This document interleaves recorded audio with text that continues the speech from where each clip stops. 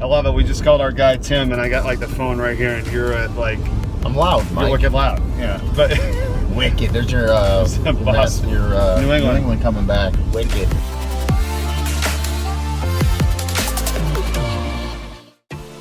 All right, here we are, Cincinnati. This is how we get out to the field. I love this stadium. I mean, this is right in the middle of campus. Look how it sits down underneath and down into the ground. You got the dorms over here. I mean, the press box, look how awesome that is. And it gets loud. I mean, it gets really, really loud in here. Ryan, tell us about this place. What do you like most about it? I like that it's low to the ground. It's in the dead center of campus. It's old, but it's new. I mean, it's been here, we've been playing football since 1901. And this is the second or third oldest stadium in college football, so it's pretty unique.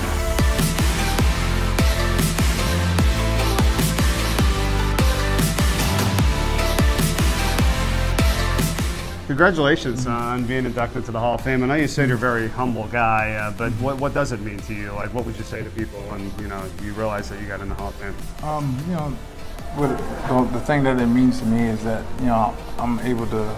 To leave a legacy and be an example for, for other people.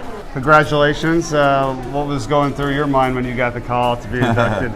I was actually getting ready to go to work. Assistant coach for the Memphis Grizzlies, so I was getting ready to head to work, and phone rang, and it was a number that was not in my phone. I never answer those, and I just so happened to answer it, and it was athletic director Mike Bond, and he said, "Congratulations, you're a Hall of Famer." I'm like, is this a joke? Because, that was the last thing on my mind, wasn't thinking about it. And said, no, this is not a joke. He said, it's long overdue.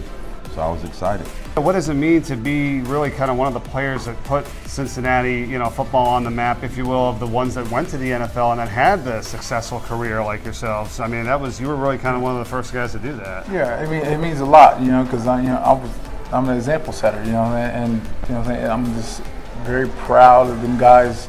Like Brent Selleck, Kelsey, and so on, how they came so far, and they're representing the University of Cincinnati, because that's what they are. They come from the University of Cincinnati, and like I said, there's other guys that went to the NFL as well. Like, Andre Frazier, Mike Wright, Davin Holly. There's a lot of guys that's made it to the NFL, and they were example setters as well, and. I've learned a lot from them guys as well. But like I say, it's an honor to be able to be, at the front, and be able to set the tone. Coffee Emporium. I mean, how can you not go to a place that says really good coffee? You know how I know this coffee's good, Mike? Yeah. Do you notice what's across the street? Cincinnati Police That's Department. a police station, substation. You know there's good coffee. It makes it easy for them, right? Tell us what this place is about, because I know you got two locations, right? You got downtown and here, so yeah. So this location in Hyde Park is going to be our original Coffee Emporium location.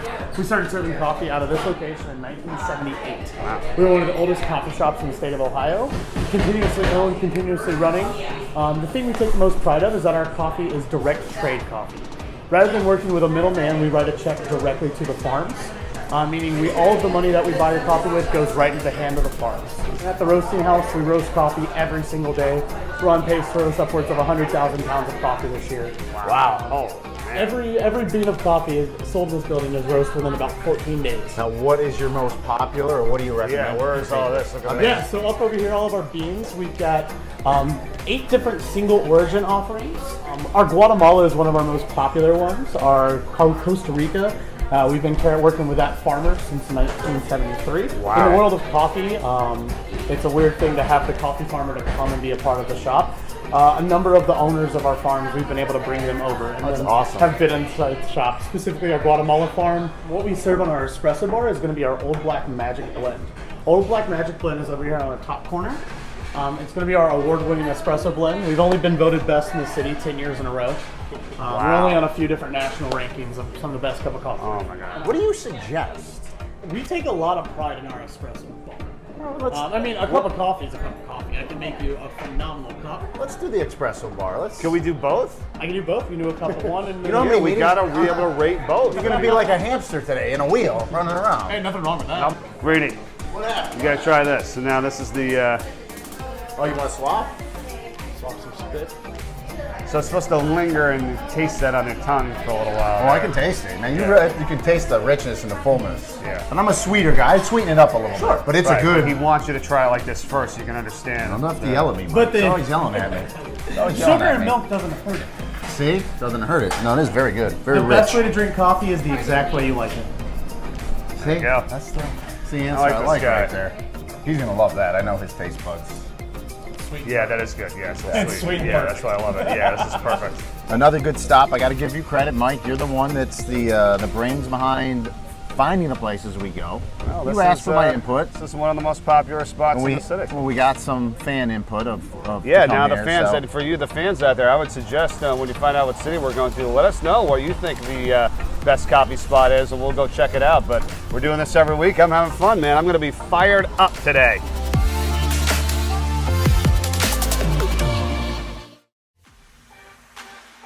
On and Off the Mic is sponsored by First State Orthopedics, keeping you moving with state-of-the-art techniques. Learn more at firststateortho.com. My grandparents grew up as missionaries, or they were missionaries in India for 25 years. So it's something that's kind of inherent in my blood to kind of be there for others, to kind of help others, to kind of give of oneself for others. And I know kids here are really, down on their luck. These kids get lonely, that they're stuck here all day in a room, and I know they can really get depressed in a way. And I think it's amazing that I can use the platform that I'm involved in the sport that I love to kind of boost these kids' morale up, to kind of help them and bring them up from where they are right now. And that's something that's really special to me. Really, it just brightens their spirits and really is uplifting for them. They'll play games with them. Whoever comes into the space, they welcome them in with open arms. And even if the kids can't talk sports or football, know nothing about them, they'll sit and find something in common and just make them feel super comfortable and get a really cool, unique experience while at the hospital. I used to bring 1 or 2 kids, and then they asked me to bring more because more kids showed up, and they got 3, 4, 5 people bringing every time. And every time we leave, people ask, they're like, "You got to bring me back next time. You got to bring me back." People are so excited to be here, to come back, because they love putting a smile on these kids' face. It's something that's self-rewarding in a way. You come here expecting to help these kids, but in the end, you return a lot more to yourself. And I'm meeting with our SAC team on Monday to talk about getting all the other sports involved and starting their visits, which I think is really exciting, to grow it from something that was a pipe dream for me. I had a lot of free time on my hands, and I made a contact, and I ended up my first visit, and then now I'm here on my 8 or 9 month, and it's just been a phenomenal experience. I met so many wonderful people.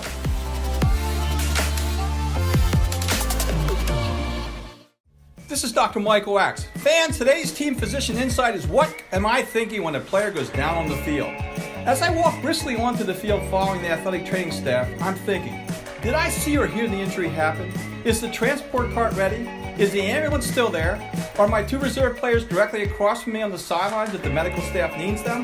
Then I watch or sometimes do an exam with only one focus. Is it safe for the athlete to walk off the field by themselves, or they need help?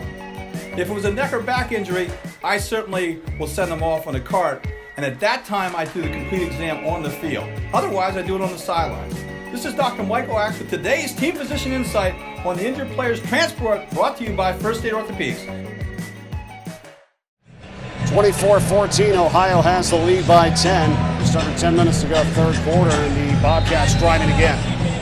Crowd coming alive into the student section.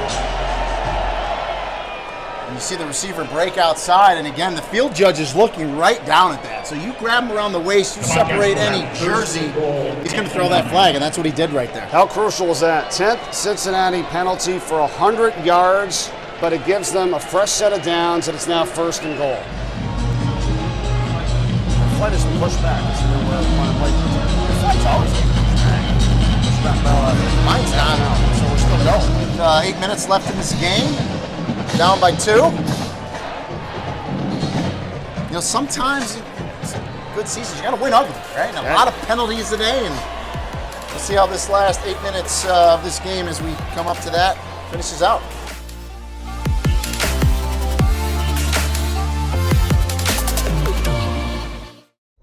And there's no civility anymore, dude. I really gets aggravates me. Civility.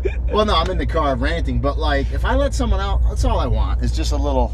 I'm not anything. I can see it in the rearview mirror. Just give me a little something. You know, I keep my rage in the car. I rant in the car, but then I feel better when I get out. And if someone lets me out, I give them a little boop boop. I'll even put the window down, give them a little something, something, so they know. Hold on, guys. Sorry. None of this car thinks you just honked though. No, that was the toot toot is like a high. You gotta know your honks, right, Mike? Yeah. The long lay it on it is like I'm pissed at you, which is it's illegal, by the way. You know, improper use of the horn. Can you pull people over for that? You absolutely You're can. hooking a right It's a here. ticketable offense.